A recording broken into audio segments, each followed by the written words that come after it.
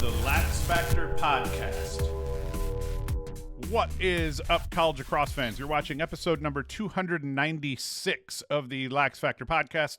I'm your host, Ted Hoost, and today we're going to talk about all the games from Saturday, or at least a good chunk of the D1 games from Saturday. We're going to start with number 2 Notre Dame getting upset by number 15 Ohio State. Before I get into that, as always, be sure to like, subscribe, hit the notification bell, share the crap out of the show with everyone. You can watch us on every platform, YouTube, TikTok, Instagram, all over the place. But as always, you can go to LaxFactor.com, buy yourself a t-shirt, swag, support the channel that way. And I'm going to shut up, and we are going to dive into the first game that I want to talk about today, which is the Notre Dame and Ohio State game. Diving right in. Garrett Haas, he dodged from X, off a screen, and up the left side.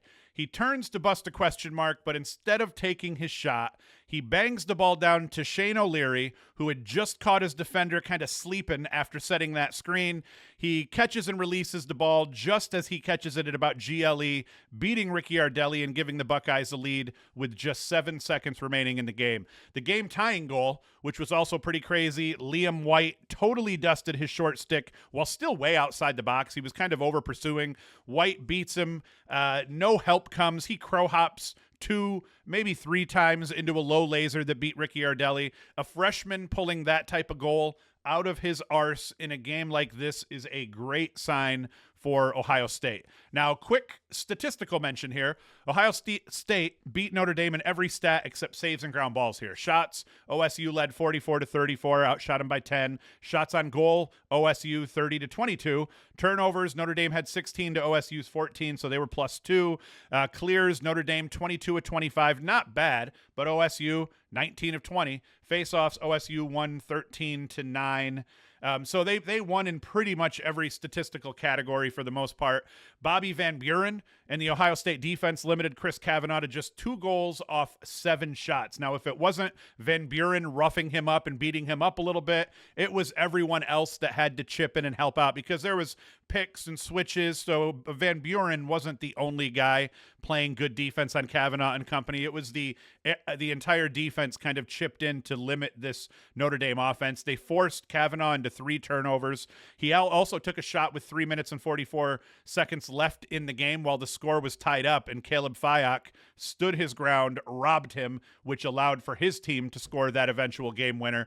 Jake Taylor for Notre Dame was also held to a single goal off 5 shots. Devin McClain, who got the start at attack, he took that third attack spot in this game. I'm not sure if it was due to injury or if it was maybe tied to production a little bit, but Porconi, the freshman who had been playing, was replaced by McClain, but he didn't have much, he didn't do much better. So this is not the 23-24 Notre Dame offense that we're seeing here, but still credit Ohio State's defense for winning their one-on-one matchups for the most part, playing good help defense where they had to, playing physical. They generally made the day miserable if you were on the Notre Dame team and you were playing offense. So credit to them, credit to Bobby Van Buren, credit to both goaltenders, but Ohio State's Caleb Fyock, he makes 13 saves. He gets the W, but the Irish's Thomas Ricky Ardelli, who's the new goalie here, not spelling, that's a stupid way to say that, but replacing Liam Entenmann, who has been incredible at Notre Dame through his career. He had 20 stops on the day, so he did everything he could to keep the Irish in this game. The Notre Dame defense has been exceptionally porous, considering the preseason hype, considering what they put on the field. Generally, their defenses, this will probably put them, if not outside of the top 40. I think coming into this game, what did I tell you? They were 39 in the preview or something like that. So Notre Dame defense has not been holding up. Because it's not like this Ohio State offense has been lighting people up. In this game, we see here 10-9. This is really a defensive win overall for the Ohio State defense, but still, Notre Dame needs to figure some crap out on offense. They have the talent to do so, but the problem being in this case, you take away the top dodging threat. The short sticks and the LSM crews do a good job against the Ohio State midfield units, and you take away Kavanaugh and his dodging ability, and it just is not the same Notre Dame offense that we've seen over the course of the last 2 seasons here. O'Leary had 2 goals on the day For Ohio State, Alex Mariner paced all scorers with 3 goals and a dish. Jack Oldman did a really good job at keeping pace at the faceoff dot here with Will Lynch. He did solid, but actually got the better of Lynch overall, 13 and 22 on the day, picked up 11 GBs. Now, Oldman has been very good more often than not, but has had struggles at times. He won 60% of his draws against Bryant last week, now 59% of his draws against Notre Dame this week, so he seems to be trending up overall. Notre Dame, they dropped to 3 and 2 on the season. They've lost their last 2 contests to Big Ten foes. They have Michigan, Duke, Syracuse, Virginia, Carolina, and Penn to close out their season. They're still playing that 11-game regular season schedule, but they could get, I believe, 2 games at the end of the season if they make the ACC tournament, which does not give them an automatic qualifier, but could give them an additional, another chance to get a quality win overall. So I don't even think you can call Notre Dame the favorite to win the ACC anymore. I would probably give that nod at this point to UNC. I think North Carolina is the favorite. I would have to say, just based on play, based on record, based on the fact their defense is playing pretty sound lacrosse. They got Gianfrancaro and Cage, Owen Duffy, Petramala, one of the best 1-2 attack duos in the country. So Notre Dame is now on notice. They dropped to 3 and 2. For Ohio State, they improved to 7 and 1 now. They've now won 7 straight games after losing their season opener to Utah. And then 2 of those games have been against ranked opponents, both ACC teams. Virginia, they beat last weekend, and now Notre Dame. They're at Denver next weekend before facing Penn State in their first Big Ten matchup over the weekend, or next weekend after that. Next one we got to talk about, and this was also a pretty incredible game here, was number 8 Penn State traveling and playing number 3 Cornell in Ithaca. Now, when CJ Kirst gave Cornell a 6-2 lead with 6:23 left in that first half, I thought to myself, okay, Kirst now has 2 goals. He's starting to feel comfortable, starting to get himself into the ball game. It's probably over. Penn State was being forced to not only play without Matt Traynor, but if I understood this correctly, they were playing without their entire starting attack unit, or at least the guys that had been starting on attack. So I figured there's no way they're going to be able to outscore the Cornell offense. And, Kirst is now starting to feel it. And then later in the game, I was flicking around watching games, so I come back, check in on it again. I saw the goal that Ryan Goldstein scored to make it 12-8 with 6:08 left in the contest. Semi-empty netter. I actually switched games up at this point, thinking 12-8, 6:08 left in the game. Certainly, Cornell has figured it out, and I kept going back to, I believe it was the Colgate game, the Colgate Lafayette game in between them. When I came back one final time or so, I thought, just to see, hey, did Cornell win this game? Cornell was only up by a goal at that point. CJ Kirst was trying to run the clock out behind the cage. He turns the ball over on the end line. This time I do not turn away from the game, and I'm like, okay, now I got to watch this. There's like a minute 3 left or something like that, a minute 5 left when Kirst turned the ball over and Penn State got it back.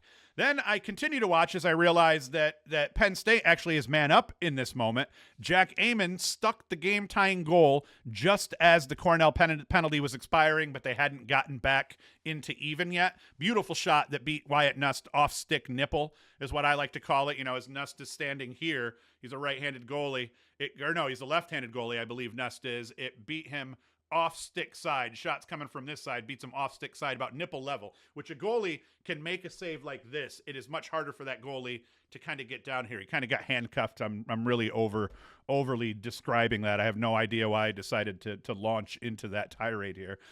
It was Ethan Long that stepped down into a right-handed laser that beat Nust stick side, but perfectly nailed that top right corner just out of his reach. That was the game winner. I also liked that as they were celebrating, Long wasn't even in the mob. He runs down. The mob starts on top of the goalie, and at one point, Long is celebrating on the outside. He's celebrating his game-winning goal on the outside of the jumping mob. So I thought that was kind of special.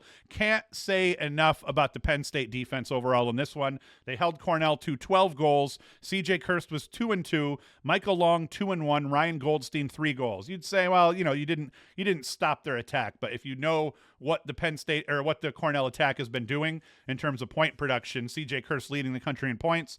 That's a pretty damn good outing right there. They contained them enough so that when Cornell fell asleep at the wheel late in the game, the offense was able to sprint to the finish and eventually outscore them, as we saw. Now, offensively, for Penn State, to do this without Matt Traynor and your other starting attackman proves two things. Number one, the Penn State offense has a lot more depth than I thought they did, and they're gritty as hell. And then it also proves, two, Cornell's defense, which I was kind of hyping up a little bit coming into this game. They were ranked 12th in overall efficiency, but I think it was Hutton Jackson on Twitter who had made the point that they were ranked 12th in overall efficiency, but if you got rid of mop-up time and points in games where they were just kicking the shit out of people, that greatly diminished their defensive efficiency, and it wasn't nearly as good. I think they were like 29th or something at that point. So the Cornell defense did not show up on this day. You would expect, if they're without Traynor by himself,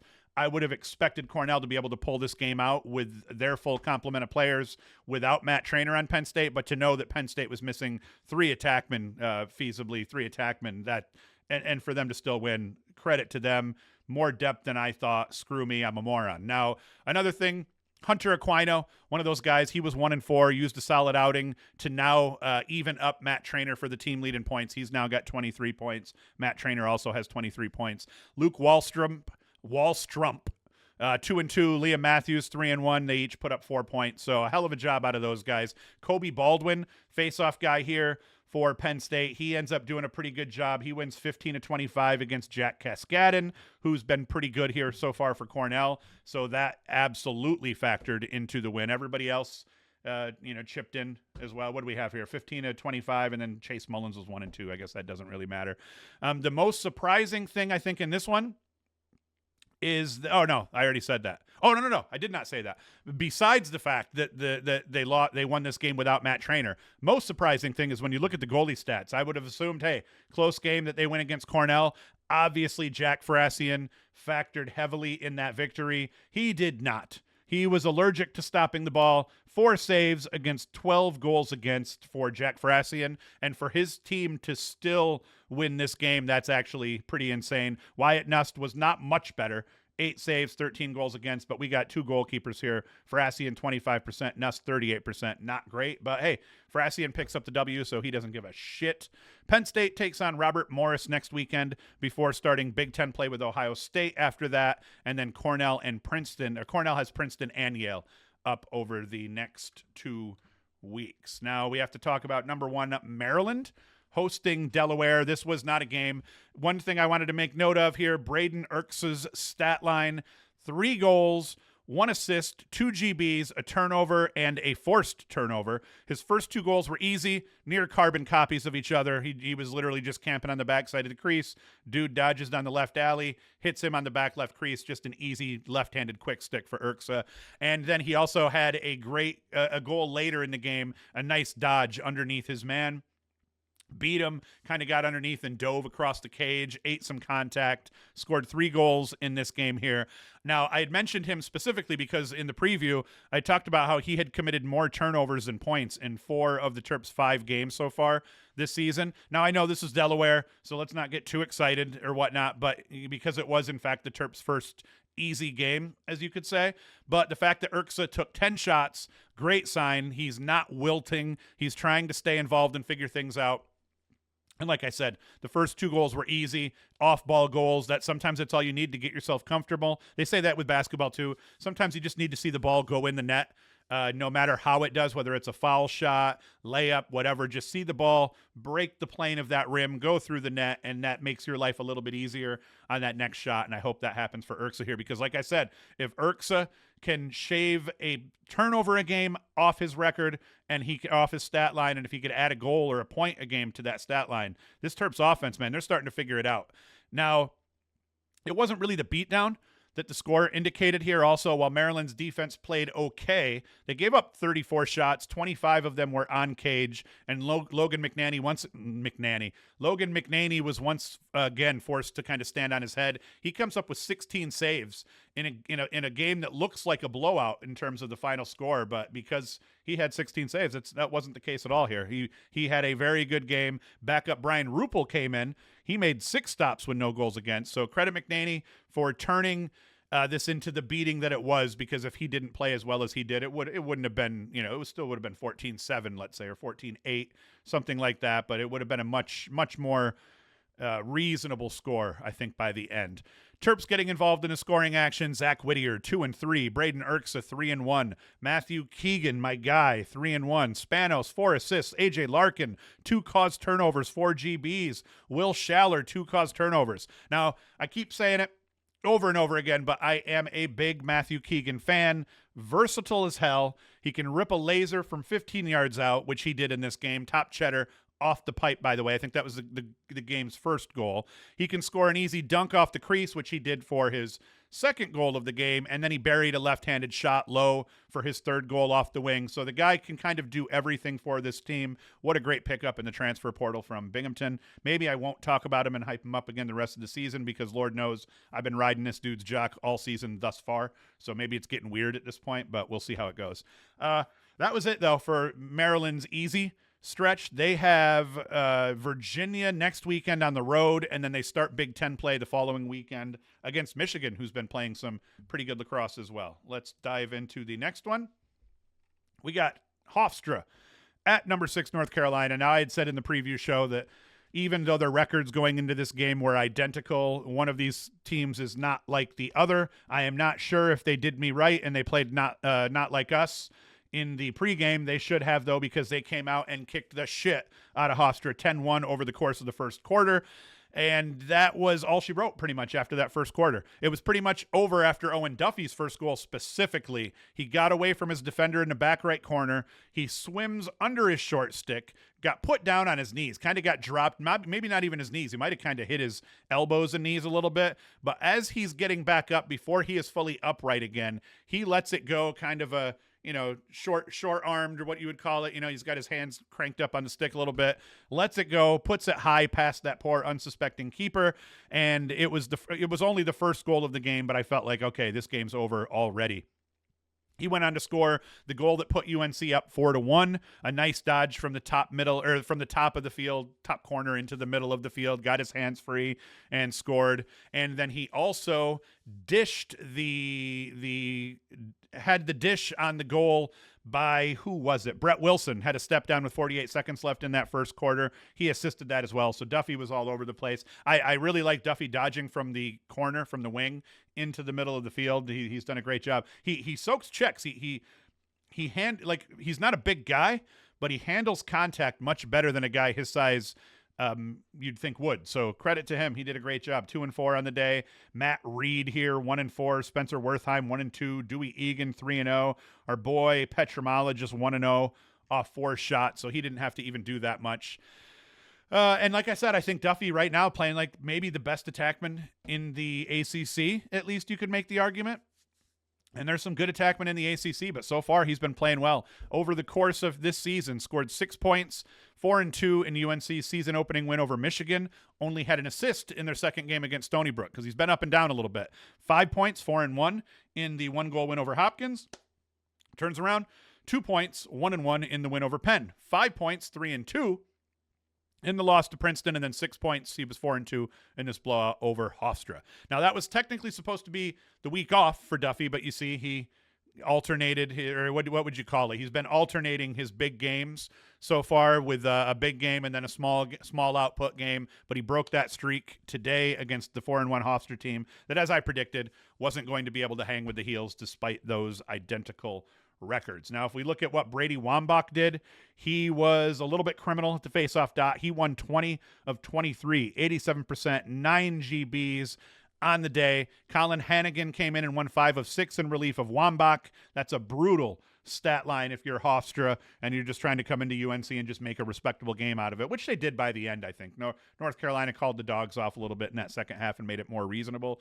As I said, that Reed kid wasn't even on my radar. He goes 1-4 for Carolina, so I thought that was pretty crazy. He's only taken a single shot all season, and he goes 1-4 in this one. Gianfrancaro didn't really get tested much in cage. 5 saves against 4 goals against, but this Kent Good Dude came in, made 6 saves against, 3 goals against in the second half. I think he got the full second half to play, so that was excellent. Carolina has Jacksonville next weekend, a 2 p.m. Sunday game. We have Syracuse at 2 p.m. today against Hopkins, so I wonder if the ACC is trying to put teams in that 2 p.m. slot on Sunday to get them some shine. I don't know. I don't know if they're doing that or not. We're going to see.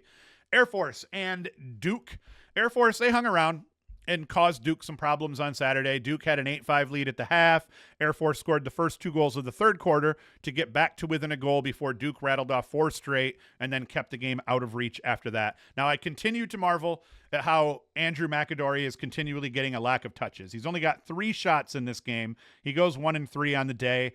But this Duke offense that has struggled, listen, it's Air Force. They put up 16 goals. They scored consistently 3, 5, 4, and 4 across each quarter.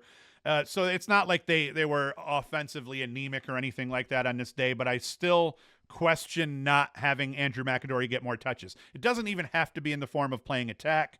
You just get him on the field more. Like that second midline, I understand you're trying to build depth, but I just feel like Andrew McAdory, when they've needed points, has been the guy they go to. But when they're not in dire need of those points early in games, they're not going to him as often. So I don't get that part. Luckily for Duke, though, Eric Maliver went crazy. 5 goals, 4 helpers off 11 shots. A very efficient game for him. Luke Graham had 4 goals. So Duke's getting it done overall, but still, I'm questioning that. Duke, didn't dominate the faceoffs, but Cal Girard here goes 14-21, a pretty damn good day for him. And Duke overall won 18 of 31, but they struggled a little bit defensively to get stops. That's partly because Air Force has a duo of scorers here. Kalen Driggs and Josh Yago. Driggs went 4-1. He's got 32 points on the season here for Air Force. Yago 3-1. 31 points on the season. So they've been putting points up on everybody they've played to a degree despite their 2-5 record. So that's not surprising overall, but I am surprised the margin of victory wasn't a little bit more spread out, was what got me overall. So who does Duke have next? Duke has Providence next, Richmond after that. So Duke plays 3 more non-conference games before they get into their ACC slate overall. Boo-hoo. Princeton playing the late game here. Coulter McAsee had a sick dodge from X up the left side, diving across the crease and scoring goals here. I watched a little bit of this one. I actually watched the first half of this one and then tuned out and had to go do some family crap overall. But Princeton beats Rutgers in the, what would you call it, the dirty jersey, the battle for dirty jersey. So Princeton improves to 4-1. An expected outcome, not huge. Coulter McAsee 4-1 on the day here. Who was it? Kabiri had a good game. He scored a couple of goals. I think at least 2 goals early in this one. The story for this one, though, is Ryan Croddick, the first-year starter for Princeton. 24 saves. He had 17 saves over the course of the first half. So Croddick had an incredible game. And once again, you're forcing your goalie to make a ton of saves. But in the first half, all indications in this one, it was not a defense playing poorly and having their goalie have to play well. I felt like Maryland's defense didn't no, what was I going to talk about Maryland's defense for? There was some team that I was talking about today where the goalie had a lot of saves, but I didn't feel like their defense played poorly. In this one, that was one of those situations as well. I feel like Croddick's 24 saves partially get credited to the defense for forcing Rutgers to take outside shots, contested shots. They were not getting time and room with hands free all day. Croddick, when called upon, answered the bell. He did a great job. I didn't even see how Stoller did. Carden Stoller, who's been a very good goalie so far this year for Rutgers, 48%. Not a terrible day, but the shooters for Princeton just never stop.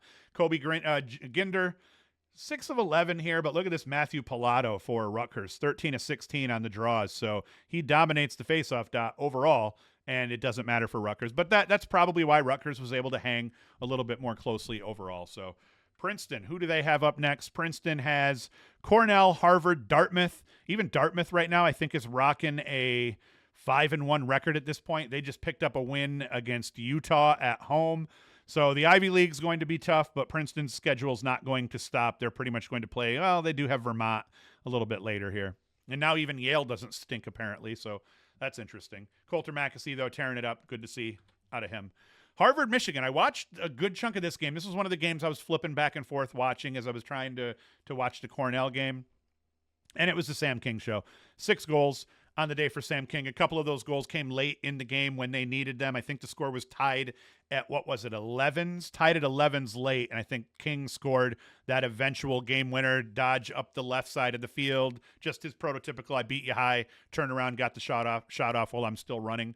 So a great job out of Sam King over here. But Michigan's playing tough lacrosse. They're 4-3.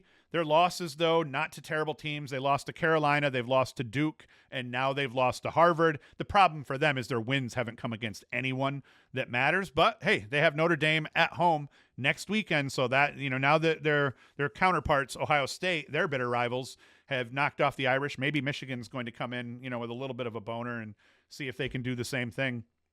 Harvard, they have Yale next, and Yale's coming off a win over Denver. Then they have Princeton, then Boston U, who I think Boston U's 5-1. Just a bunch of killers out here. So Harvard is a much better team than we thought. Offensively, we knew they were going to be good. I was questioning what they were going to be able to do on the defensive side of the ball. Defensively, they're not great, but I think they played a little bit better against Michigan. But that win over Syracuse was crazy. They beat Providence so far. That loss to Colgate's their only loss, but as we've been saying all along the season, Colgate's a good team. Teddy Malone also had a good game in this one.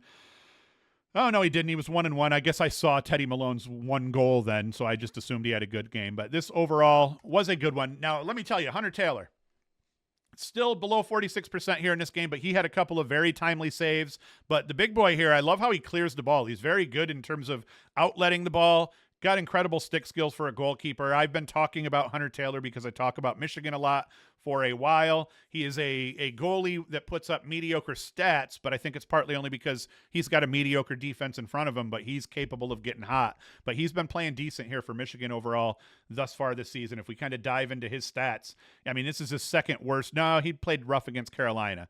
But you see, when he's good, 91%. 80% in the win over Canisius. Bad teams, but against Duke, 56%. That's not terrible.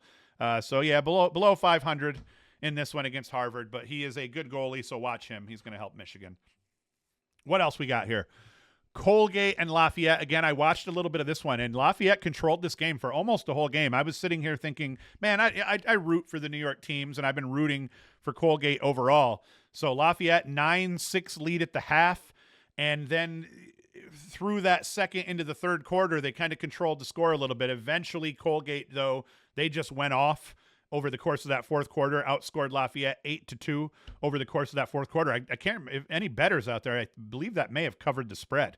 Because at one point I was like, well, at least the people who, took money line are going to be okay with Colgate. But those that took either Lafayette to cover the spread, yeah, I don't know what I'm even talking about. But either way, yeah, I was surprised at the outcome of this because it was a close game. And then at one point, Colgate everything started clicking for them, and they went off here. Look at this output here from Riley Sullivan, though. Riley Sullivan goes for 5 goals and 7 assists off 12 shots for Lafayette. That is a big reason why they won, and this dude's just putting up a shit ton of points. 3-1 against Air Force, 7-3 against Binghamton. And I think that game, Binghamton was winning late, and I think Lafayette came back and won that game, kind of stole that game from Binghamton, if I remember correctly. 4 assists against Drexel, only 1-2 against a very good Army team, but then 5-7 against Colgate. So if your defense is even remotely suspect, apparently Riley Sullivan is going to eat you up.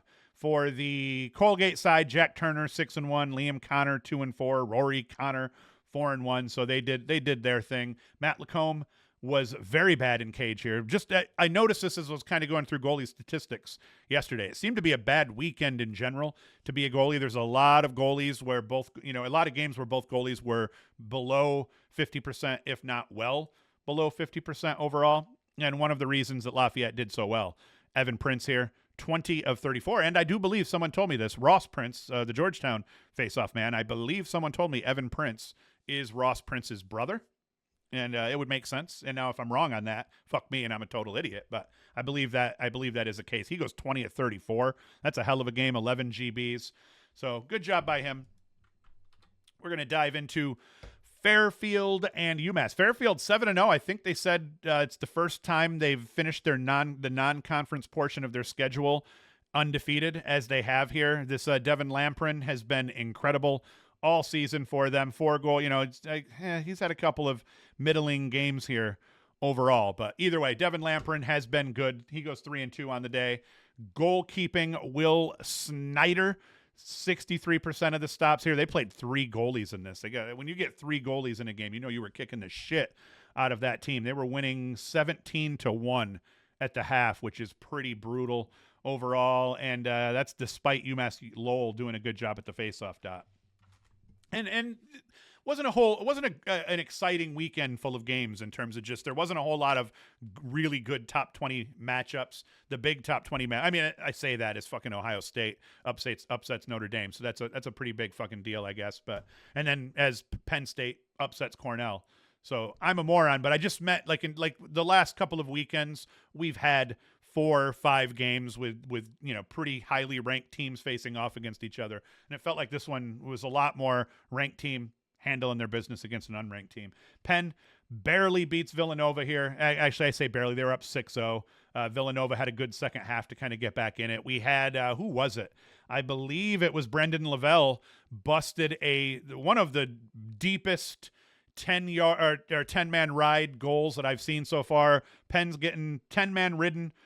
I don't even know how you would say that in that sense here, but Villanova's busting a 10-man ride. Lavelle was on his side of the field behind the cage, let's say maybe 8 yards off the end line, laces one full field. I think it one-hopped into the cage past either a defender or the goalie that was trying to kind of run it. I'm purposely not showing as many highlights here today in case you've noticed, because every video is just getting flagged. So I think I only get $6 to $8 in ad revenue from YouTube for the average video, and it just stinks when I don't even get that. So I'm going to change the format up a little bit to see if I can still keep the highlights in but not get everything flagged. So that one I'm definitely not showing because it will get it taken down. So if you want to see some of the highlights that I don't show here, go to TikTok, Instagram, or check YouTube Shorts, because I'll share those there where they don't get flagged.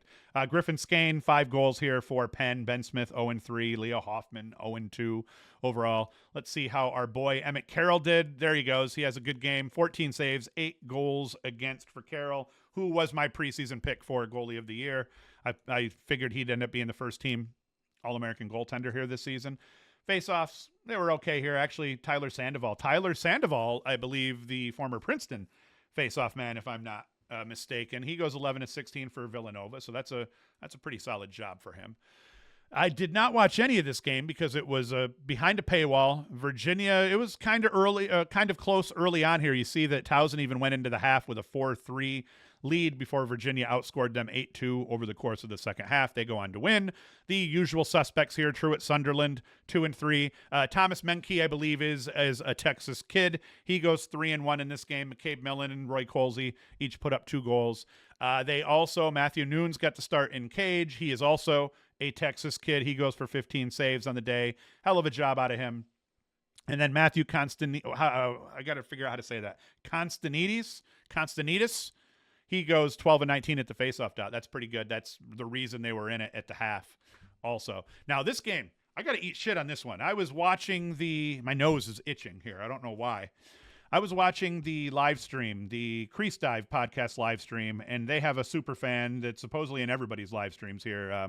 Avery Scores, I think his name was. And I was talking shit to Avery Scores in a good-natured way. He had a Lehigh logo in his thing. He was talking shit about Cornell, saying Penn State was a lock. I thought that was a stupid take. Fuck me, I'm a moron. He was talking about how Lehigh was going to take it to Navy. I thought that was a stupid take. And Lehigh was up 9-3 at the half in this one. Just absolutely roasted Navy here. A dude like this, Peter, being that my name is Theodore, I should be able to pronounce this. Theodoropoulos? Theodoropoulos? Like, what the hell kind of name is that, man? That dude's parents should change their name. Whatever. He goes 2-3. Dakota Ehrman, 5 goals. He scored a couple of those goals early, if I'm not mistaken here. And, yeah, there's just nothing in the stat line as I'm looking at this that would indicate outside of the faceoff dot. Yeah, that was it. Sean Dow. I knew there was some crazy stat here that told this story better. Sean Dow, the Lehigh faceoff guy, he wins 23 of 25, goes 92% at the dot with 14 ground balls. That is just an absolute body bagging. Did he score a goal as well? No. It would have been a lot cooler if he did, but holy shit, what a stat line for that kid. Let's say his name again. Sean Dow. That is spelled Seandow. D-O-W. He deserves to have his name spelled. We should just about look up a picture of him here. I think I'm going to. 23 of 25. Lehigh, Sean Dow. Let's see what this kid looks like. We got to look at the kid that goes 23 of 25 in a Division I game, nonetheless. Yeah, you know what? He looks like a face-off guy that might put up a 23 out of 25 day. Let's get some action photos of the kid here. There we go. That's Sean Dow. Well, good job out of Sean Dow here. One game we're going to talk about here because it's going to be played later today here. Syracuse and Johns Hopkins. That game is going to pop off at 2 o'clock today. I will be watching it like crazy. I have word from some people who have a very good idea of what is going on within the organization, that the offense is looking good. They've made some adjustments, and people, for the first time in a couple of weeks, are feeling pretty damn good about the Syracuse offense coming into this game. I want to say I wasn't feeling good about it. As you know, I did pick Syracuse in the preview show to win by a goal in overtime. That's my hot take of the week here. But I forget who it was again. Was it Hutton Jackson, who's popping off some good takes this week on Twitter? I think he was talking about Syracuse defense has been better than the Hopkins offense, at least in terms of their actual efficiency score. And offensively, Syracuse's offense has been better. So he actually liked Syracuse not only to win the game, but to even cover and maybe pull away a little bit in this game, which I found it hard to believe that would be the case. But then when you look at Hopkins, I mean, they beat Denver, ho-hum. At the beginning of the season, that looked like a better win than it was. At the beginning of the season, the win over Towson looked incredible. It looked even better when Syracuse beat the crap out of Towson, but Towson is now not back, as we saw. And what's Towson's record? 1-5 on the season, and their only wins against UMBC. Not great. Then they lose to Carolina by a goal, though. They beat Virginia. So I'm sitting here watching, like, in terms of the eye test and in terms of how Hopkins plays late in games, that's where I still like Hopkins in this one. But Syracuse, in terms of just offensive talent, firepower, does Hopkins have enough quality defenders on that side of the field to win this game? And Luke Stout, streaky goalie, is he going to come into the Dome and stand on his head and make 20 saves, or is he going to come into the Dome and put up a stinker and only make 8 or 9 saves? So that's going to be an important factor as well. I think Syracuse will handle the faceoff dot. Mullen has been better than Callahan overall, but Callahan's capable of keeping them in that battle at least. So we'll see how that goes. But, hey, I mean, I've been rambling now. It doesn't seem like it, but I've been rambling for pushing 33 minutes or so here. So that is going to be this episode. Come back Tuesday.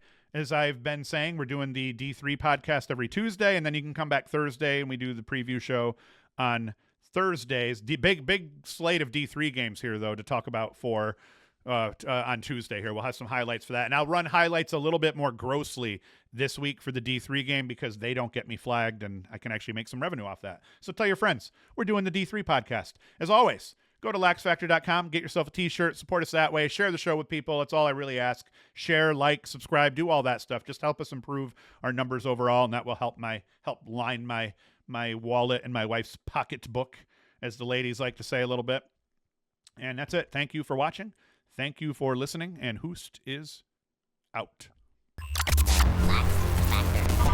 The LaxFactor Podcast.